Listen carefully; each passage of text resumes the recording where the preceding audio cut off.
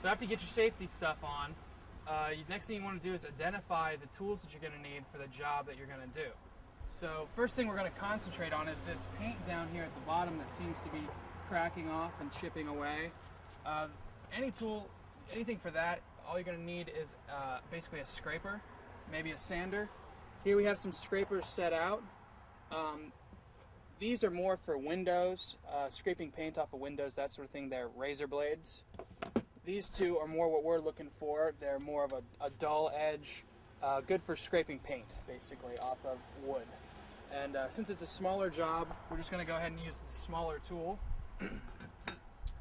And very straightforward. All you do, you kind of hold it with your right hand, left hand, whatever hand you are, and you want to put your pointer finger right on the center of it so you can put pressure on it. And then you just want to find a trouble area, just put some pressure on it, start scraping. Scrape some of that old paint off, whatever seems to be loose. You want to make sure you get all the loose stuff. That way you don't have the same problem again. If you don't get it all the first time, you're going to have to go back and do it again, and it'll just crack again.